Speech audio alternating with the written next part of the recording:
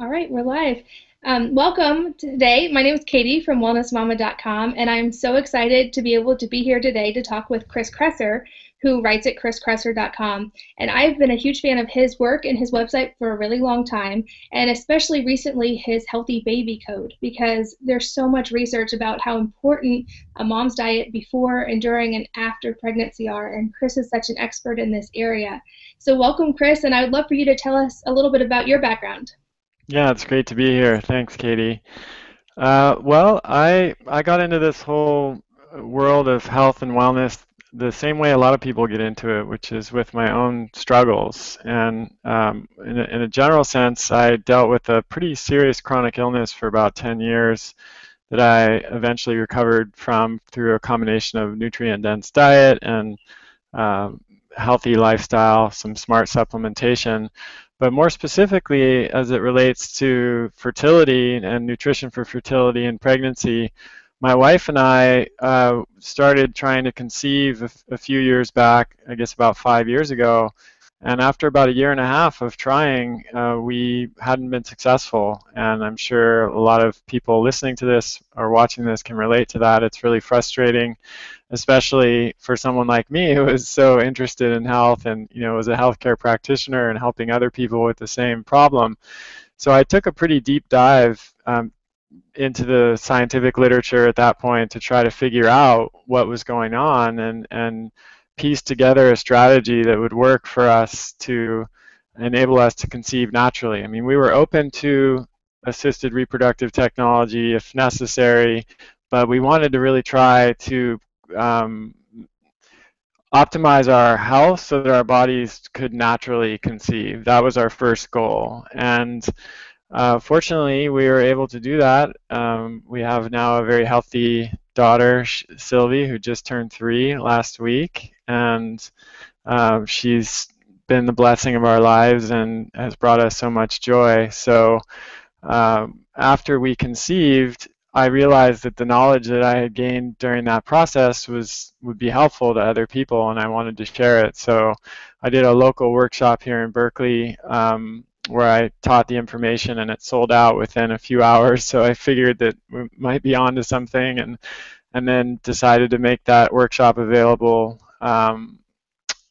globally via my website, and that became the Healthy Baby Code. So since then, I've had the pleasure of hearing from lots and lots of women and men actually who follow the Healthy Baby Code and who've conceived even after, in some cases, years of being diagnosed with, quote, infertility and being told that there was no way that they'd be able to conceive naturally and that they should, just consider adoption or maybe only IVF or something like that. I still get pictures from parents who've conceived and with their Healthy Baby Code baby, which is really fantastic. And probably of all of the different things that I do, I'm more passionate about this because, and I don't have to tell you this, Katie, because this is what you do every day, but there's really nothing more important than the health of our children and our families. And they are the future generation, and if our children aren't healthy, then we don't really have anything. So, and I know firsthand the frustration that comes with not being able to conceive, and then the joy that comes from making that happen. So I'm excited about this. That's awesome. And your daughter is gorgeous. I've seen the pictures you posted online. She's beautiful. Thank And you. yeah, she's gorgeous. And I know that a topic both of us are really interested in researching and that we write about a lot is the importance of that pre-pregnancy diet and Hmm. pregnancy diet and nutrition and environment and stress and all those factors during pregnancy, before pregnancy, during breastfeeding, that whole phase. And I know you've done a lot of research on this. So could you explain that and talk about the connection between those factors and a child's lifelong health? Sure, and it's a really important topic, and the strange thing about it to me is that so few people really understand that. It's not something that we're taught in school. It's not even part of the dominant health message that we get. A lot of doctors, in fact, up until pretty recently, told women that nutrition didn't really influence fertility or even pregnancy, which just blows my mind. But traditional cultures have known this for millennia.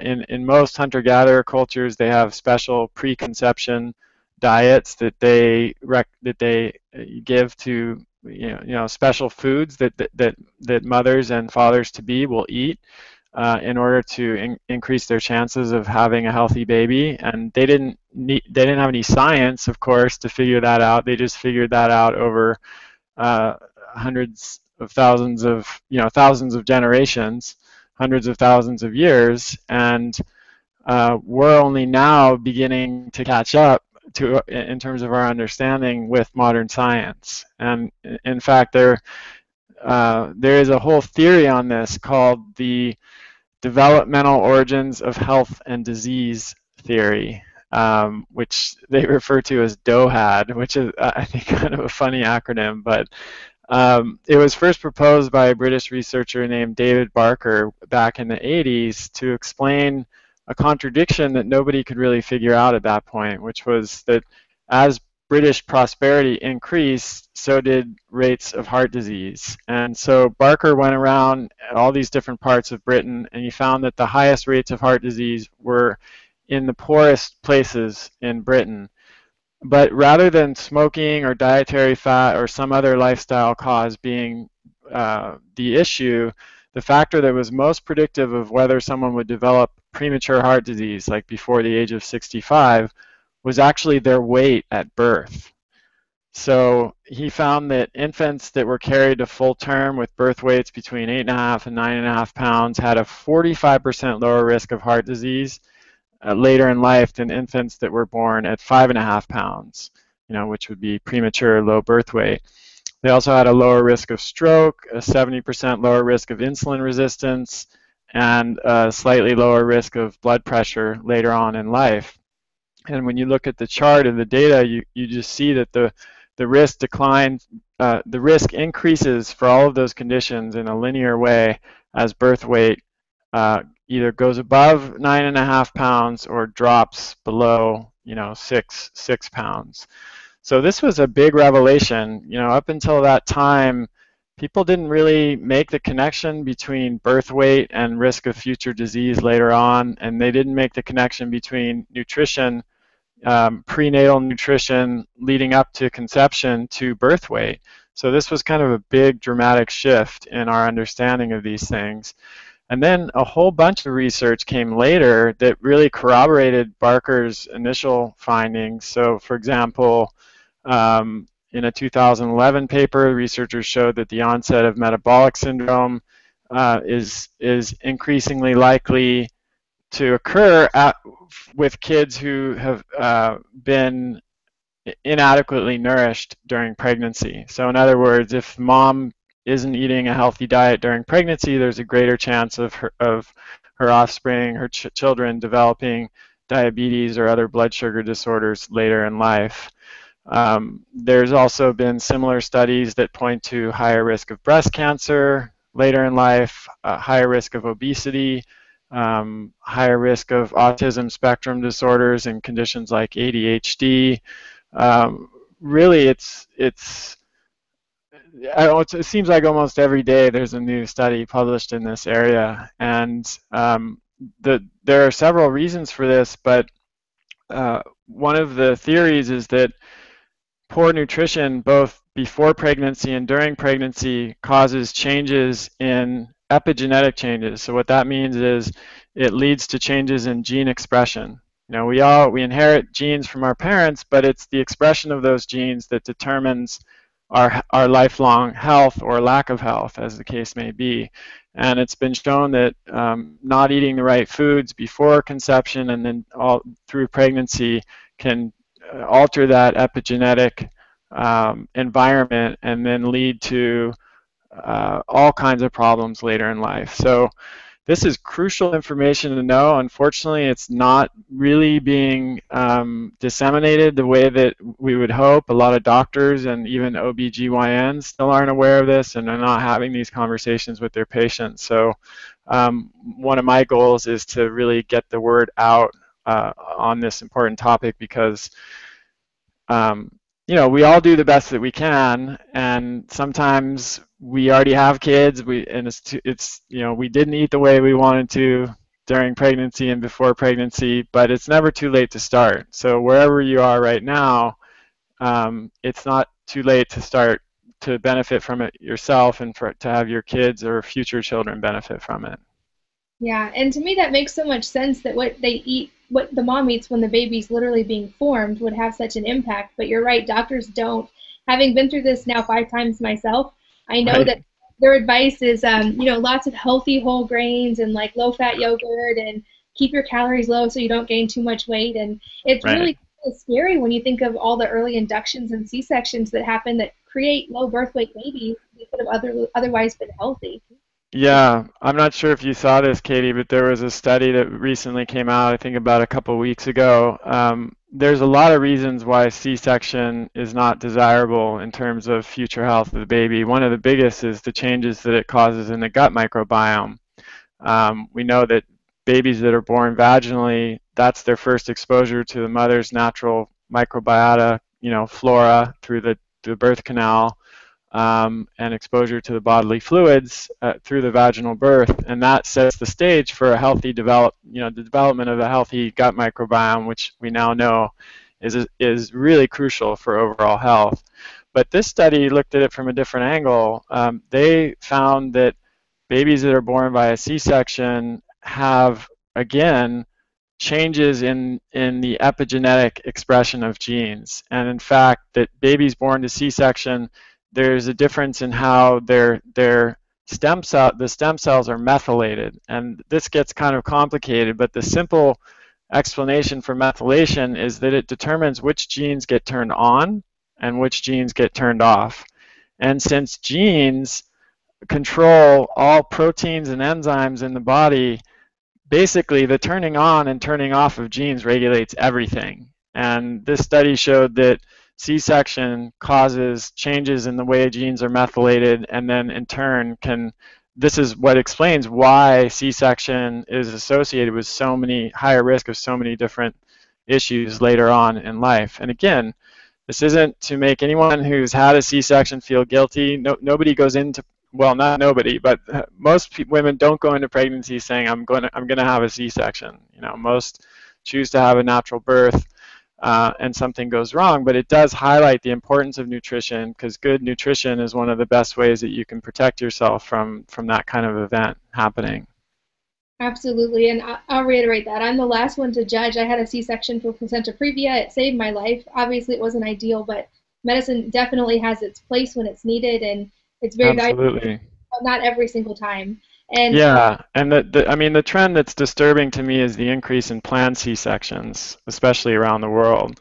I mean, in some countries like Brazil, I think it's 80 or 90%, which is just horrifying.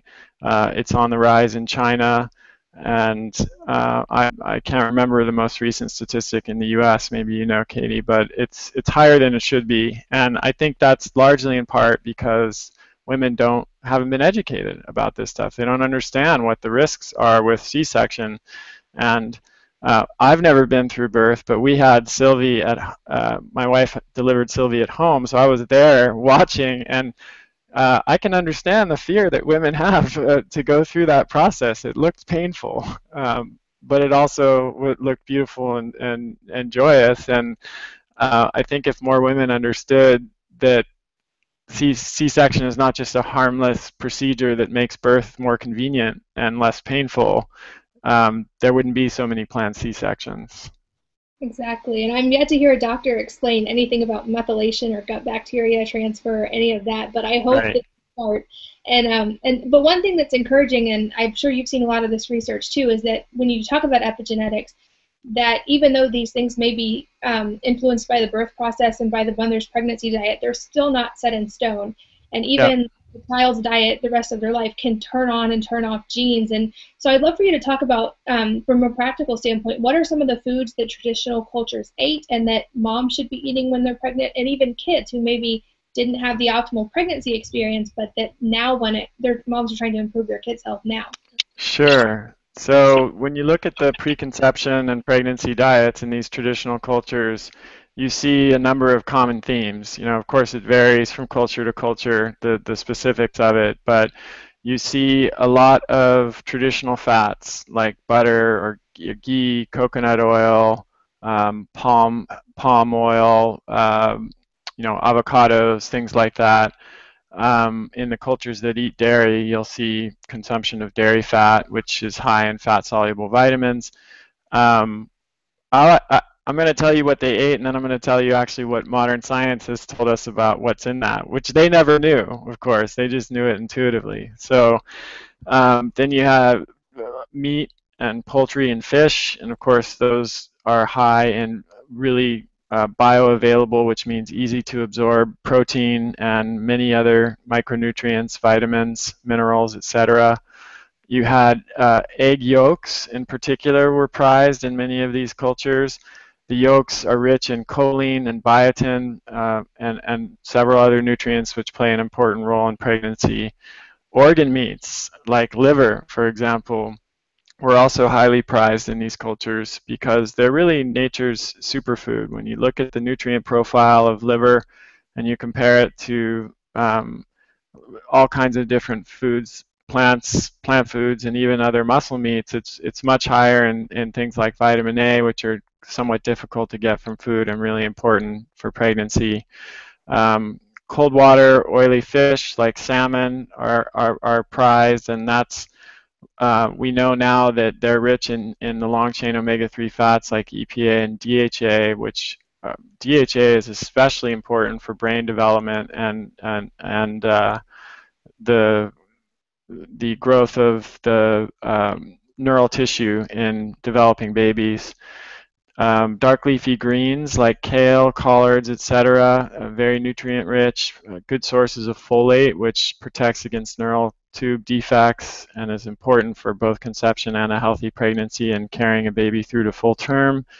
Bone broths and fattier cuts of meat that are rich in glycine, which helps balance out methionine and plays an important role in pregnancy, and then all kinds of fermented foods, of course, which are beneficial for the gut. So it's really a lot of the foods that you've been recommending, Katie, and I recommend to my readers. Very nutrient dense, low in toxicity, anti-inflammatory, and these are the foods that should be emphasized not only for general health but also for fertility and pregnancy, and that shouldn't be a surprise, right? The same foods that are good for us at other times are good for us during this crucial period.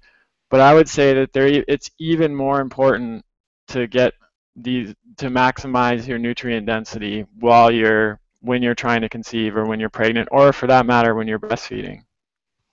Yeah, definitely. I would agree 100%. And I love if you could talk about some of the nutrients, especially. We see a lot in mainstream medical literature about DHA. Thankfully, that's getting some press.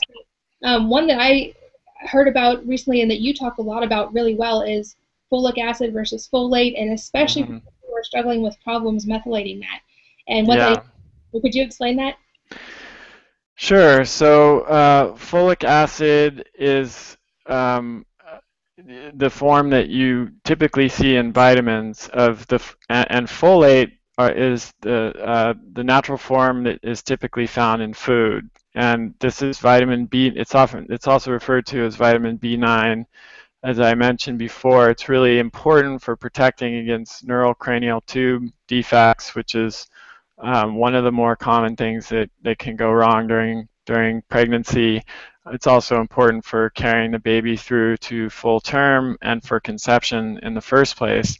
But there's been a misconception in terms of equating the effects of folic acid, which is the synthetic form that you get in many supplements, with the natural folates that you find in foods like dark leafy greens or chicken liver. Some people have a reduced ability to metabolize the synthetic folic acid, and that unmetabolized synthetic folic acid has been shown to potentially cause problems. So while folic acid does seem to protect against some of the potential effects of folate deficiency during pregnancy, it can cause problems in people who are susceptible to that. And so I'm a big believer in if you are going to supplement with folate, as I recommend that some women do in the Healthy Baby Code, that you choose a an active form of folate like 5-methyl tetrahydrofolate, which thankfully is more available now in some of the better supplement lines like Thorne and Pure Encapsulations and Solgar and companies like that, because you'll get the same benefit that you would get by taking folic acid in terms of the pregnancy, but you minimize the chance of any unmetabolized folic acid floating around in your blood and the problems that that can cause. Yeah, I'll vouch for that because I didn't find out till my last pregnancy that I have that Mhm. MTHFR gene mutation. And Right. so all the folic acid and all those supplements I wasn't even being able to use, and it was probably putting me at risk for a lot of other problems. And so Mhm. I'm so glad to hear that it seems to be getting much more mainstream attention lately. I think it is, yeah. I'm seeing a change in that, and a lot of people and patients who work with me on fertility stuff are already aware of that, and so I think the word is starting to get out. And then, of course, you can always increase your intake of folate-rich foods. Chicken liver, I mentioned before, organ meats are a fantastic nutrient-dense food, and they're one of chicken liver in particular is one of the richest sources of folate. And I know a lot of people don't, may not enjoy eating straight up chicken liver, but you can make chicken liver pate, for example. A lot of people like pate, and that's an easy way to get it in. And then dark leafy greens like kale, collards, etc., are a good source of folate. And lentils, if you tolerate them, are a good source of folate as well. Awesome. Well, I'd love to switch gears a little bit. Can we talk about stress? Because I think a lot of people still have the idea that stress is just a mental thing. It doesn't really have a Right. physical unless it's, stressing you out and you feel stressed. And I would love for you to talk about that. I know you've written about it, but especially in pregnancy or pre-pregnancy, what effect does stress have on the body and even the baby? Yeah, that's a great question. And there was actually a new study, relatively new study, published in March of 2014 that the New York Times covered, and they found what they took 400 women who were trying to have a baby, and they tested their saliva for stress hormones, both alpha amylase and cortisol. And when they analyzed the saliva samples, they found that the women who had the higher levels of stress hormones had the lower chances of conceiving. And um, when they sort of further analyzed the results, the women who had the kind of the longest standing chronic stress were at the greatest risk for infertility. In fact, they had double the risk of infertility than women who experienced less stress. And it's if you think about it from an evolutionary perspective, it makes a lot of sense. When we're under a lot of stress, the body perceives that as a threat, and in its wisdom, it's not going to conceive readily in an environment where we're under threat. That's just a protective mechanism, evolutionary mechanism that's aimed at helping the species to survive. And so that's one risk of not managing stress is just not conceiving at all.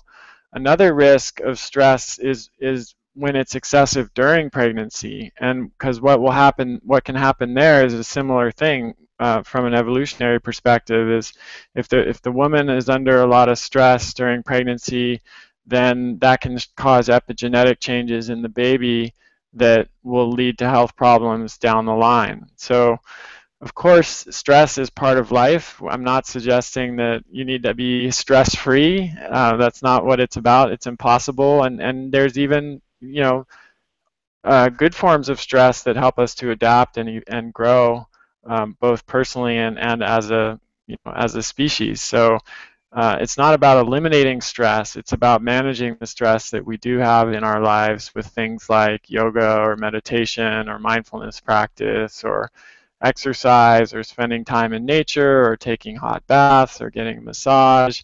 I frequently remind my patients that all of those things, though, as you said, Katie, people tend to kind of discount them and only get to them when there's time, which there never is when you're stressed, right? These are as important, if not more important, I think, to conceiving. And in the Healthy Baby Code, we actually provide some guided stress management audio programs for women to listen to, and men, because I know both firsthand in my own experience and just from all the research I've done that that's really crucial. Yeah, absolutely. And so managing stress is obviously huge, but what are some other things, either food or lifestyle things, that should pretty much universally be avoided while a woman's pregnant? Well, yeah, so I mean that's a good question. There's I'm hesitant to speak in absolutes, but I mean you obviously want to minimize your exposure to toxins. So I think using personal care products that don't have a lot of chemicals is another important thing that's rarely discussed.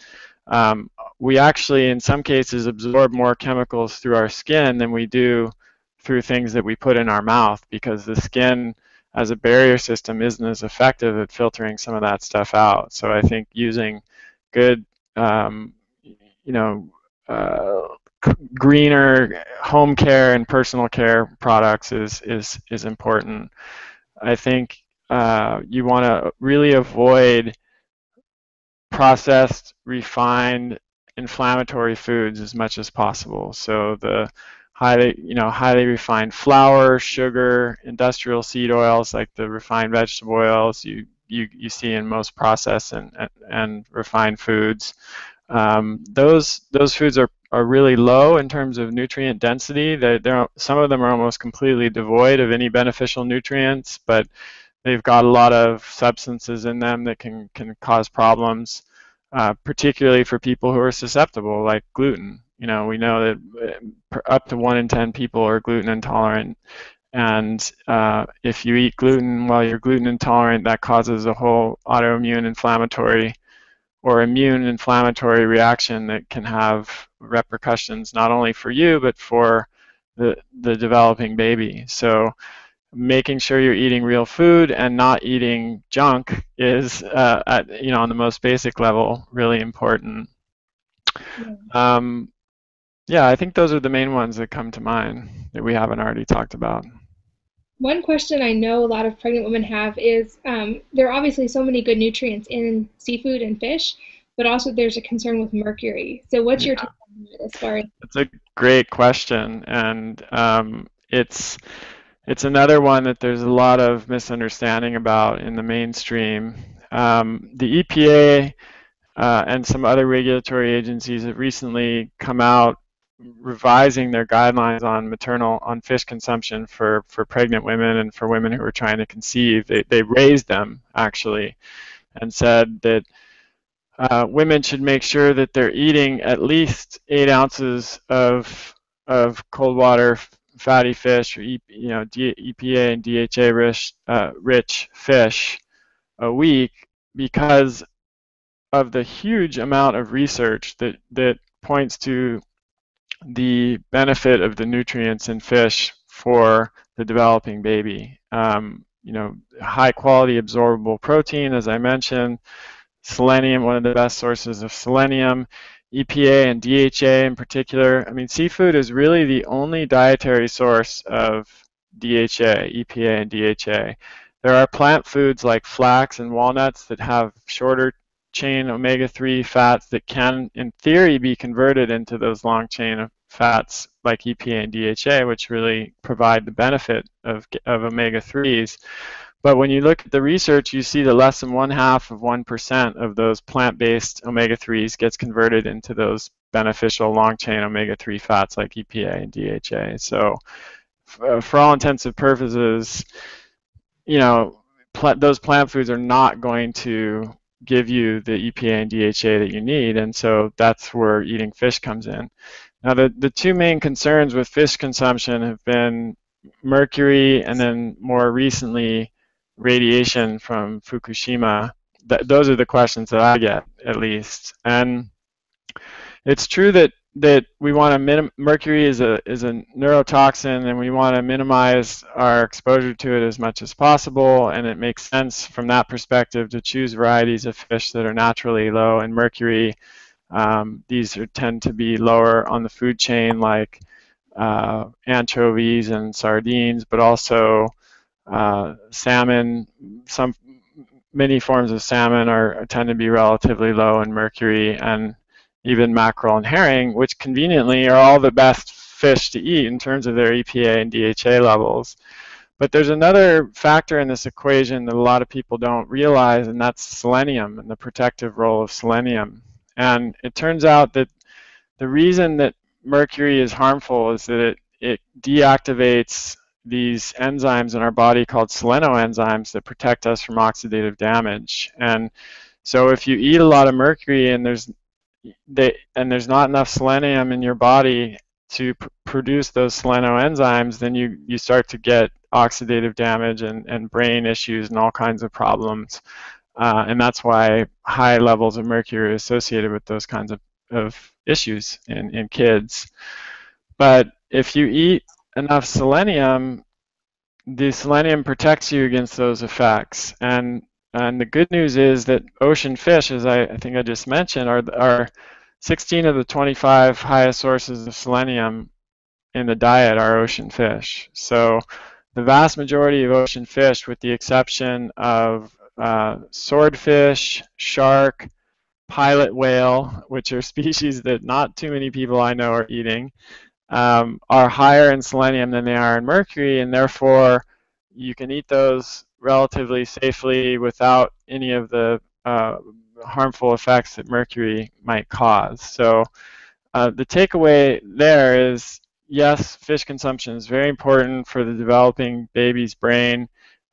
It is probably smart just to stick with the lower mercury versions, and since those are mostly the fish that you want to eat because they have the highest levels of EPA and DHA, it works out pretty well. Now, as for the radiation issue, again, of course, we want to minimize our exposure to radiation as much as possible, but it's really important to put this into perspective. There's a saying in toxicology that the dose makes the poison. And as it turns out, we're exposed to low levels of radiation all the time. If you've been on an airplane recently, for example, you've been exposed to a noticeable amount of radiation. When I say noticeable, I mean measurable. I don't mean that it has any proven effects on human health.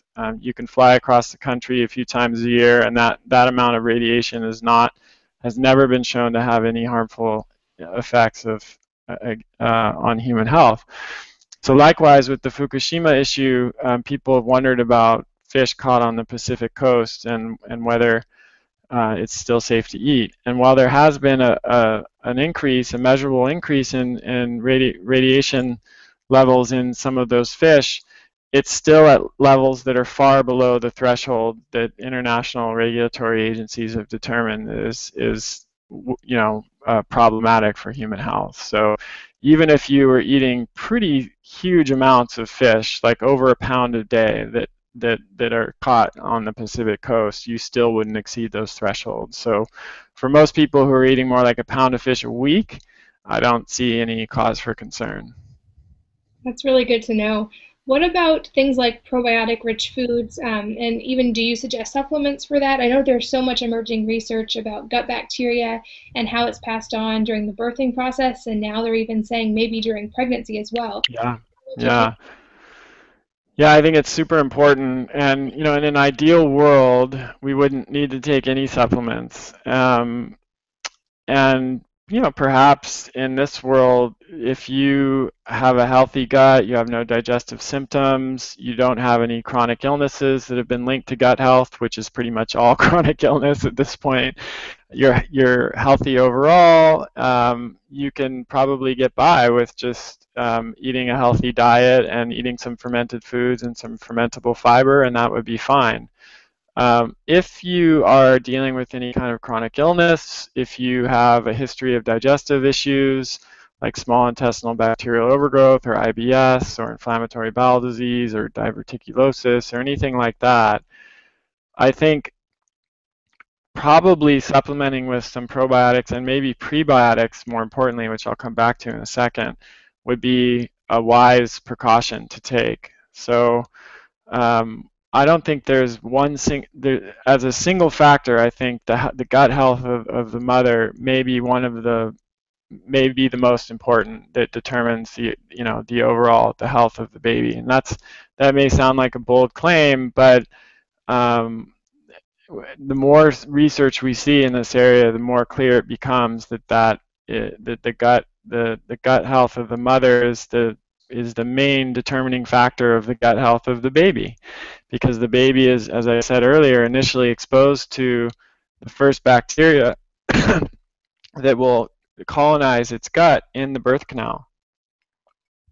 So mom's flora is what the baby is going to form the kind of imprint of baby's flora. And so that makes it really important for the mother to pay attention to that during pregnancy, preconception and pregnancy period. So what I recommend in the Healthy Baby Code is eating a lot of fermented foods. So this could be things like sauerkraut, beet kvass, kimchi, dairy ferments if you tolerate dairy, like kefir or yogurt. Water kefir is another option for kefir if you don't tolerate dairy products.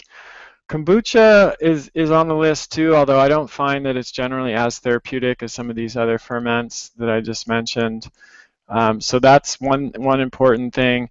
And then both foods and supplements with a prebiotic effect are important. So the difference between a probiotic and a prebiotic is that probiotic is the actual bacteria itself, the beneficial bacteria. Prebiotic is food for that beneficial bacteria. So when we eat foods with prebiotic effect, it increases the numbers of beneficial bacteria that are already in our gut, and it provides a food source for any probiotics that we're taking in via fermented foods or capsules. So studies have shown recently in the last few years that prebiotics have an even more important effect on the long-term increase of beneficial bacteria. That probiotics are really important. They kind of tune and regulate our immune system. They play a lot of important roles for gut health, but they don't quantitatively increase the levels of beneficial bacteria over time. That's what prebiotics do. So there are a lot of foods that have fibers in them that are fermentable by the bacteria in our gut, and they thus provide a substrate that those bacteria can use. So we're talking about things like soluble fiber found in all kinds of different fruits and vegetables, and starchy tubers like sweet potatoes and potatoes. There's resistant starch that can be found in white potatoes that have been cooked and cooled, or lentils and legumes, green plantains perhaps. There is non-starch polysaccharides like inulin and FOS and things that are found in onions and garlic and Jerusalem artichokes. So eating a really broad diversity of plants, fruits and vegetables and starchy tubers is a great start in terms of the fermentable fiber. But then you can also consider supplementing with prebiotic fibers like as I just mentioned, resistant starch. Potato starch is one way you can do that. You can supplement with a prebiotic, which is a blend of the non-starch polysaccharides. Prebiogen, which I have in my store, is a good choice. You can supplement with soluble fibers. A couple examples would be glucomannan or psyllium fiber. So there are a lot of different things that you can do to kind of all together to improve your gut health as you're trying to conceive or during pregnancy. I'm so glad you touched on resistant starch because that's something I've been researching a lot lately. It's fascinating, but it brings up another good point, which is there's so much debate with health in the health community on sugars and starches in general. So, especially for preconception and pregnancy, what would you say are good guidelines for starches and sugars, and is there any place for them at all? And does that change when you're pregnant? Yeah, good question. Just a clarification for some of your readers and listeners, resistant starch is actually not absorbable by humans. So it doesn't affect blood sugar at all. If anything, actually it lowers blood sugar. And some really interesting research has shown that, and also my clinical experience using it with patients, I've seen drops of 10 to 15 milligrams per deciliter of fasting blood sugar in some people who are using resistant starch. So unlike other starches, it's not going to have a harm, it's not going to affect your blood sugar if you have type 2 diabetes or if you're, on that blood sugar spectrum. But in terms of starches in general, my recommendation in the Healthy Baby Code is that most women will do well on a moderate carbohydrate diet during pregnancy rather than a very low carb diet. And of course, there are exceptions. If a woman has, again, like I said, diabetes or glucose intolerance, high blood sugar fluctuations, reactive hypoglycemia, anywhere on that blood sugar spectrum, they'll probably do better with a lower carbohydrate diet if you're at risk for gestational diabetes too. But if your blood sugar is normal, then I think a moderate carbohydrate diet works best for most women. Pregnancy is a really energy-intensive process, right? There's a great demand for energy in the body for this developing baby to thrive, and glucose is one really usable form of energy, it's readily found in starches and can really help women to just feel more balanced and more energetic during pregnancy.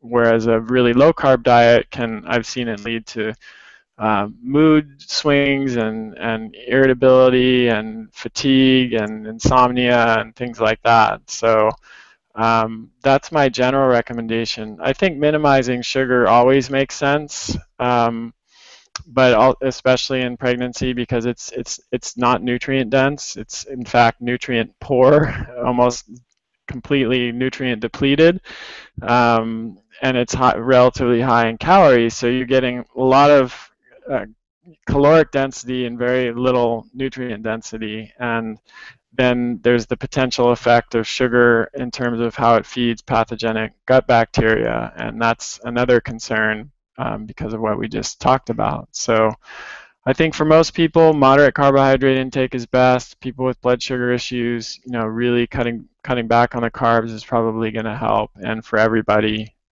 lay off the sugar as much as possible. Awesome. Well, and one question I get a lot that you're probably more qualified to speak on from everyone that you've worked with, and I have no personal experience, is what about women who have been on hormonal contraceptives and are having infertility issues? And I mean, there's so much research on how those can affect hormones, obviously, but also the gut and just many reactions in the body. So what if a woman has been on contraceptives and is now trying to conceive or just trying to get off contraceptives? What are some steps she can take to balance her hormones again?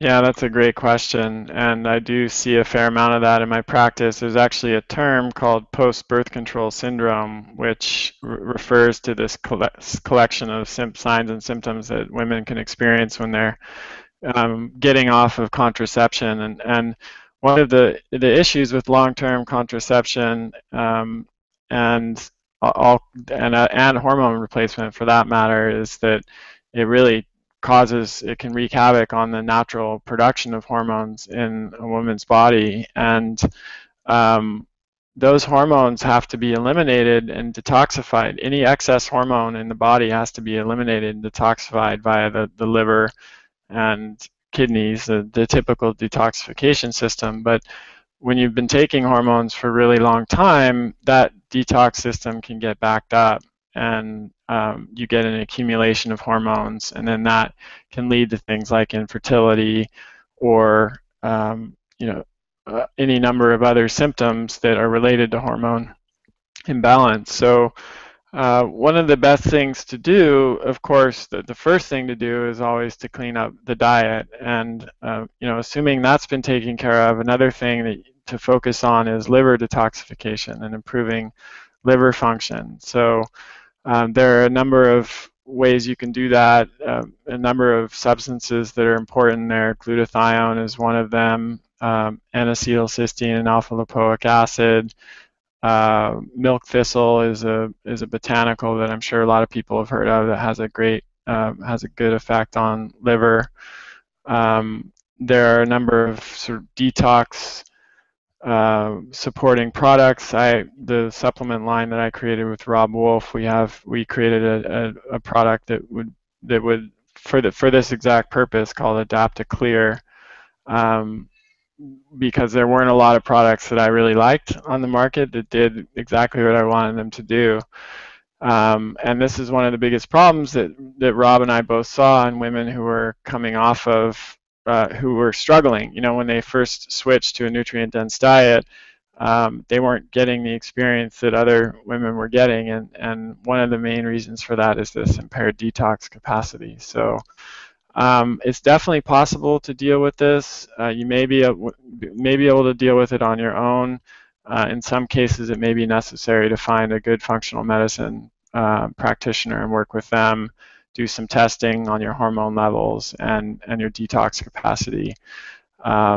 Another thing to look at is your adrenals. Oftentimes, women are experiencing hormone issues, are also experiencing like the HPA axis adrenal fatigue kind of constellation of signs and symptoms, and so there the important things would be making sure you're managing your stress, you're getting enough sleep, you're not overtraining or overdoing it physically. That's really important as well, and nurturing yourself as much as possible. Awesome. Well, kind of to tie it back to where we started, I would love for you to just tie this back into epigenetics and give some hope to people who maybe are past their childbearing years or who have kids who now maybe have health problems or even as adults have health problems, and talk about how epigenetics, we can still turn genes on and off even as adults, and how diet and lifestyle are able to really make a difference in those areas even if you're not pregnant. Absolutely. Yeah, as I said in the beginning, it's never too late to start. I have some patients who are in their 80s who have recently started, done a 30-day reset from my book and are feeling, better than they have in decades, according to them. And their mental clarity is increased, their memory is increased, they're able to interact with people around them in a way that they, didn't think was going to be possible in the rest of their lifetime. And they're just enjoying themselves in a way that they hadn't been for years. So it's really heartening to see that, and that's a great example of how it isn't ever too late for us to change and to experience the benefits of dietary changes, both because of the epigenetic factors that you mentioned, Katie, and also because of the effects of nutrients on our cells and the effects of food on our gut microbiome. There was a study that came out recently that found that changing the way we eat can, in as little as 3 days, have a pretty profound effect on the gut microbiome. And those bacteria produce all kinds of chemicals and substances that directly affect our health. So, within a few days, you can see changes when you switch to a more nutrient-dense diet, and it's it's really, for me, I think there's not very much that's more important in life. If we don't have our health, it's very unlikely that we're going to be able to live the life that we want to live. And in fact, one of my favorite definitions of health, which I've often um, used, is the ability to live your dreams.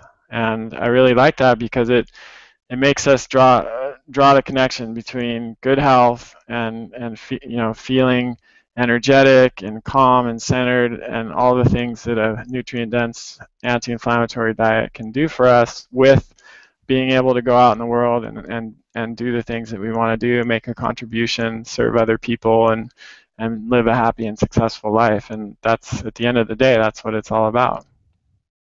Awesome. I love that quote about health. And I also wanted to really make a mention to my readers that I bought your Healthy Baby Code when it first came out because I happened to be pregnant at the time. Oh, great. And it is just, I mean, so much information and so practical, because I know so many products, it's like you get all the information and then you're like, what do I do? And yours is very Mhm. concrete. It has the action guides and everything. And I'd love for you to touch on it a little bit more, but also to tell everyone that if they go to wellnessmama.com/go/healthy baby code, all one word, that will take them directly to the Healthy Baby Code site so they can read about it. And I think you've even offered a discount code for the next 2 weeks. So can you talk about the Healthy Baby Code specifically? Sure, yeah. So as I said before, this really came out of my own experience, my wife, our struggle conceiving, and then my desire to find a natural way, a natural solution. And hundreds of women have used used it now, used the information, have successfully conceived, even despite being told that they were infertile and they would never conceive naturally by their doctors. I've just, it's so amazing to hear reports from women like that. It really, every time I hear one, it completely makes my day. Um, and as you said, it's really a practical program. I do touch on the research quite a bit because that's important to me, and I like everyone to know that the recommendations that I'm making in the program come from, scientific evidence, from peer-reviewed journals. But that's not the focus of the program. The focus of the program is exactly what you should eat and do in order to optimize your chances of conceiving, having a healthy pregnancy, carrying the baby through to full term. But we don't stop there. We also talk about how to, the importance of breastfeeding, how long you should breastfeed, how to eat while you're breastfeeding, and then how to introduce first foods when your baby starts to eat, which is, of course, an important topic that is often overlooked. So we have 6 modules. We've got video, I think over 6 hours of video content. We've got cheat sheets and worksheets, things like a one-page guide to all of the nutrients that you need to make sure you're getting and what the top food sources of those nutrients are. Nutrition, quick references. As I said, we've got some guided stress management resources. The meal plan for first foods and a sequence of how to reintroduce those foods after your baby is born. And I've just tried to put everything in there that I could think of that would make it easier for you to find a natural solution, just like my wife and I did. And I'm really happy, Katie, to offer this to your community because it's obviously close to my heart, and I really, as I said before, feel like it's the thing, in all the work that I do, it's one of the things that I'm most passionate about. And I know that your people are as well, and this is the work that you're committed to. So we're happy to offer a 25% discount if you use the code WellnessMama and go to the link that you just said, Katie. And for the next 2 weeks, you can take a huge big leap toward increasing your chances of conceiving a healthy baby, and not just conceiving a healthy baby, but setting your baby up for lifelong health. And that's really the shift in our thinking here. It's not even just about conceiving naturally or having a healthy pregnancy. It's about giving your baby the best possible start for lifelong of health. And that's, I think, as a parent, that's really the best gift that we can give our kids. Yeah, absolutely. And you see so many things that say, do not take this if you are pregnant or may become pregnant, or x-rays. Don't get an x-ray if you're pregnant or may become pregnant. And your course is one thing that you absolutely should take if you are pregnant. Yeah, I appreciate that. They tell you what not to do, but they don't tell you what to do, right? Exactly. And yeah, I would really encourage anyone who's in that stage of life to go check it out and read your information on that page, which again is wellnessmama.com/go/healthy baby code, all one word. And anyone who's not in that stage of life should still definitely go to your blog, which is chriskresser.com. Is that correct? That's And right. read all Yeah. your, because you do excellent with the research and making sure everything is backed by science, but also very practical. And I've been a big fan of yours for years, so I would really hope that my readers and listeners would go there. And for anybody listening, the link will be in the show notes, and for anybody watching, it'll be right below this video, so you can check it out. And Well, Chris, I'm so honored that you were here. Thank you so much. yeah. Thank you so much for having me on, Katie. It's been a pleasure. I really enjoyed getting to meet you in person recently. I love the work that you're doing. I think it's so important, and I look forward to connecting with you again in the future. Awesome, Chris. And yes, ditto everything. I love your work, and it was great to meet you as well. And thank you again for being here. Great. Take care, everyone. Bye-bye. Bye.